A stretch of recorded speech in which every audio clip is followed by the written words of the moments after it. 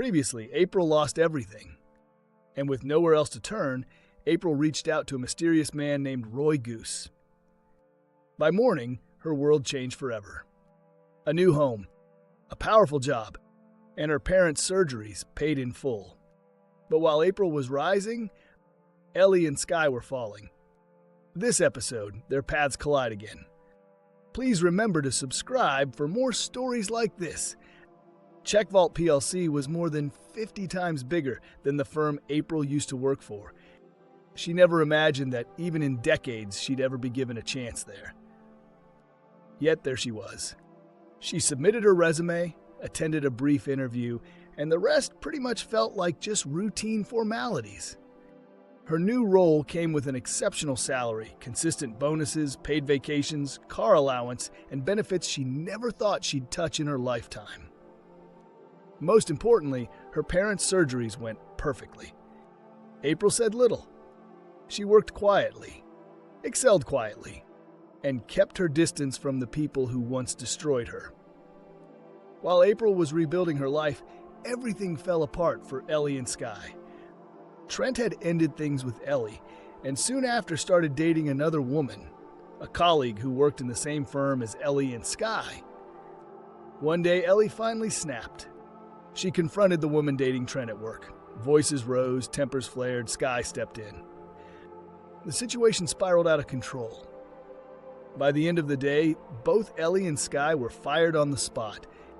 6 months passed. No jobs, no income. And eventually, eviction notices were served. Desperate and running out of options, they began job hunting again.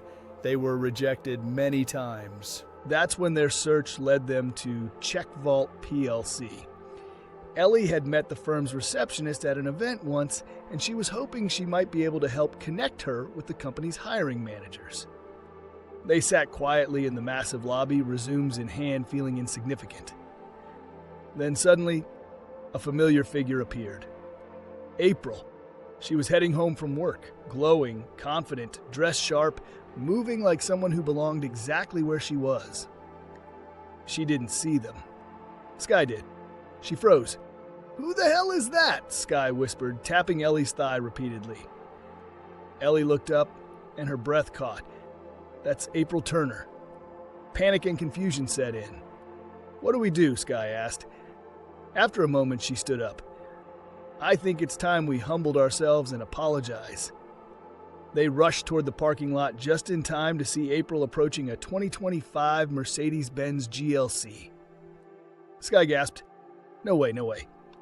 "Elly, that's her damn car for real?" "April!" They yelled her name. April turned as she heard her name. Her former friend stood before her, jittery, tired, stripped of the confidence they once wore so loudly. "To what do I owe the pleasure?" April asked calmly. Elly's eyes filled with tears. "I was horrible to you," she said. "I betrayed you. You didn't deserve any of it. I'm sorry. Please forgive me." Sky followed quietly. "I'm guilty too. I'm sorry." April shrugged. "Apology accepted. Can I go now?" They exchanged glances. "We need your help," Sky said softly. April turned to Elly. "You too?" Elly nodded. "Karma came fast. We're jobless and soon we'll be homeless." April's face hardened. "I was homeless once," she said quietly, "because of you." "And you had a home once because of us," Sky said, a hint of entitlement in her voice. "We were great together before men came and ruined everything. Please, help us for the old time's sake." April paused. "What do you need?" "A place to stay," Elly said, "until we get back on our feet." April sighed. "Have you tried Clouds Inc.? They're hiring." "We applied twice, no luck," Sky said. April chuckled softly. "Send me your resumes, I'll refer you." Relief flooded their faces. "Thank you," they whispered. April kept her word. 3 weeks later, Elly and Sky were invited for interviews. A month after that, they were hired. April also rented a small studio apartment for them and paid 6 months' rent in advance. When she handed them the keys, gratitude mixed with shame sat heavily on their faces. Still, April kept her distance. She consistently declined their requests to visit, She didn't want them near where she lived. Additionally, she refrained from discussing details about her new life. Until one Friday night. Sky called. She was drunk. Elly was drunk too.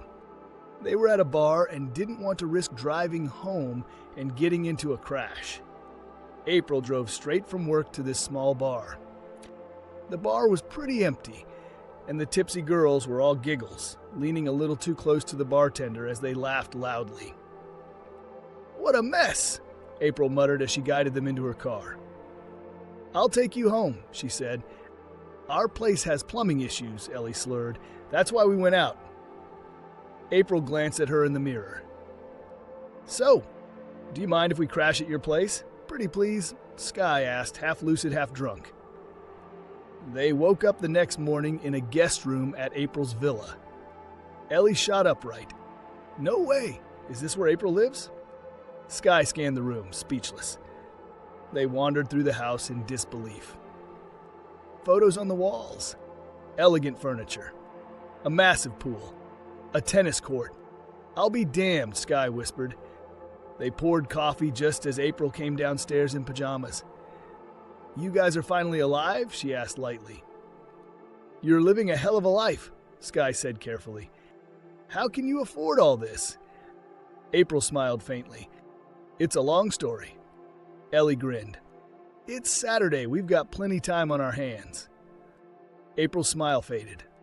"You were eager to know this," she said, "but never once asked how my parents' surgeries were paid for after you kicked me out." Elly sighed. "I guess we keep reopening old wounds." "That's what happens," April replied calmly, "when it doesn't look like people have really changed." April had forgiven them. But forgiveness didn't mean access. And next episode, a truth about Roy Goose comes dangerously close.